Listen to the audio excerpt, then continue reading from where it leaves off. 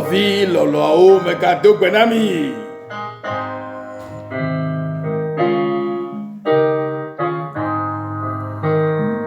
Me do benami la peto Yesu fe comme la.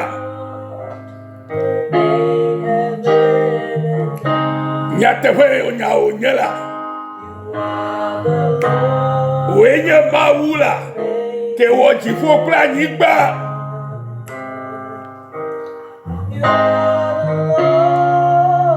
Wenye maula wenye peto Yesu Kristo ke woji fo kla anyigba la. You are the Lord who made heaven and earth. Wenye ke woji fo kla anyigba la. Wenye ametakola vava. The Lord is the true protector. Le Seigneur est le vrai protecteur.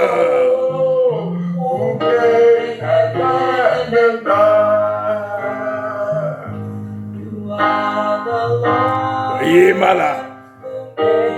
You are the Lord who made heaven and earth. Akbena peto le yepetalo jinye sio katata ye wati fo kwa imela milo. You are the Lord. No vignolo to migale chocho kevava nyanye ha feto sile osele avec besem le kapopoyame. Si kemi bobe True Forgiveness Mission Australia. Hallelujah. You are the Lord. Wenye mauke wachifo kwa nyigbelo. Yesu ewe, mauga ewe. Mauke nye epe nye nula. Ye wachifo kwa nyigba. De etaloji ndeta. Dobiye matakwelewa. Yenye maumala, yenye mauake wajibu kwa. Oh, hallelujah. You are the Lord who made heaven and earth. You are the Lord. Oh, nya maumala, kenye maukake wajibu kwa. Oh, fofo metakwelewa. Yenye maula ke wochi fo plani balo itakono apeto mitakono. Hallelujah. No vignolo to mi gale akpedere mau esike ganabe egbe pe kekenyu ya ga sunye klosi mau ke wochi fo ple anyigbala eya iji komi adami apo nkuodo. Novi bobe mau ala wonu siao kenye pengbedodo le fa gbeme godo le Yesu Kristo come. Mau yenye jifokle anyigba ola. Ameka yenye jifokle anyigba ola o. Ne menye mau kenye menye amesi menye. Le ito fe nyenye sikenye nyenye manu maha yere kaiwe mawenye ametakola vava ya pe egbe pe tanyema mawenye ametakola vava no vinye edola nye nenema mauke wachi hokle anyigbale yenye ametakola vava no vinye. Lenka popoyamela ele novio Yesu yo oyira maulolo avoadidula fe gbesem nele lenka popoyame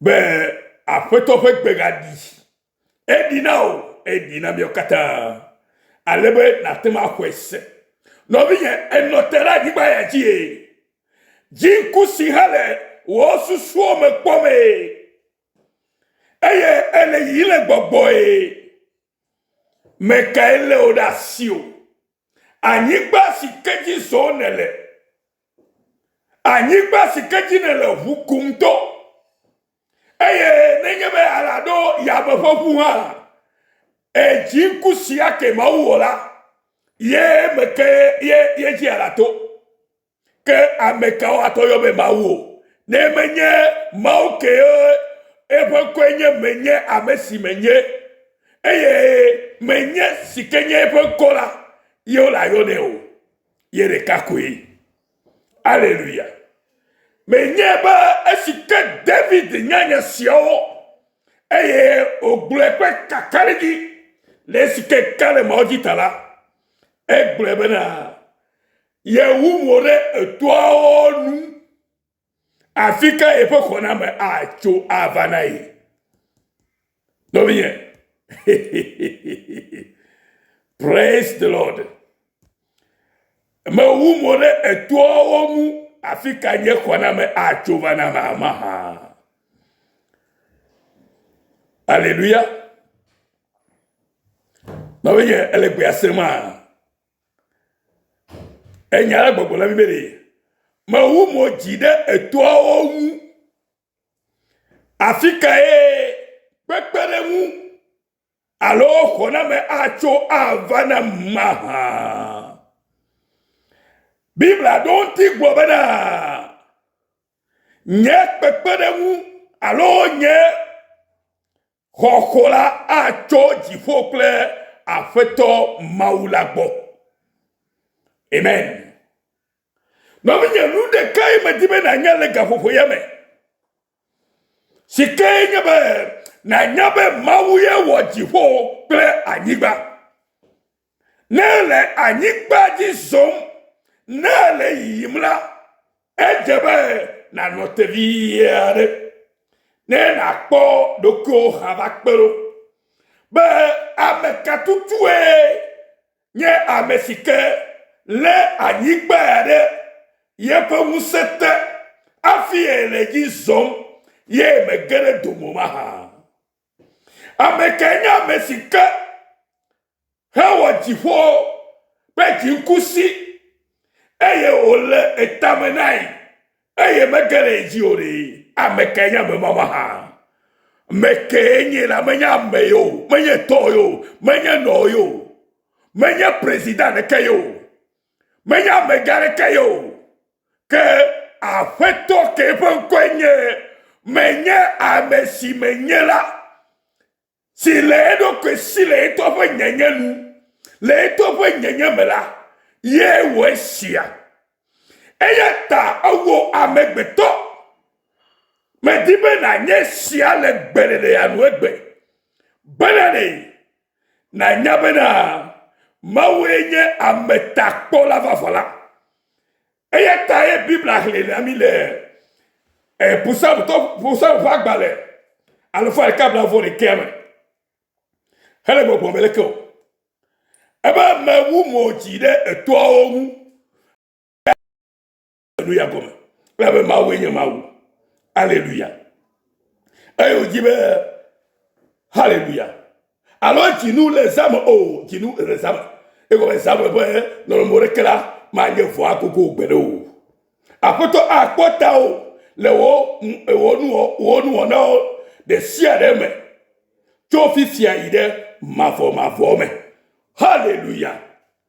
I lift up my eyes to the mountain meko enyamore etwa.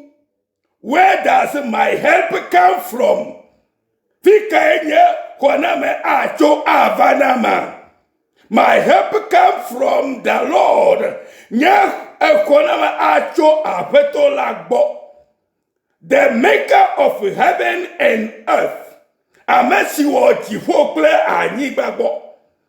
He will not let your foot slip.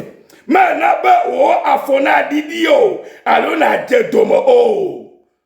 He who watches over you will not slumber. Amesika leta opomla. Oh! Medwa koleola. Eye amesikele owo kenye yepe dukota kpomla o medo alo ha ba kaka medo akol kaka ba dalo la ele wujo le nye kple wula. The Lord watches over you. Apoto yele ta okpom yele miata kpom. The Lord is your shade at your right hand. Yenye wo vovoli le wo nusime. Hallelujah. Eya tanoviye. Mau ne tirao ne potao vevito. Don mudemu musetole kamele denu.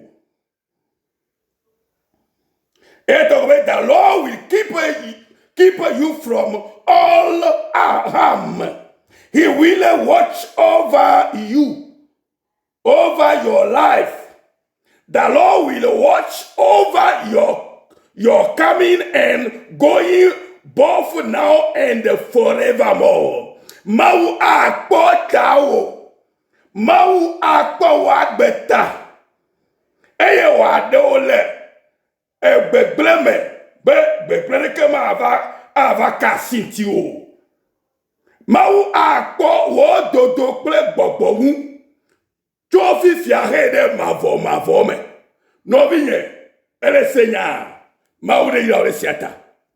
O yira ore siata de yebe nyate fe do de mau. Eta megbeto kema to mau de.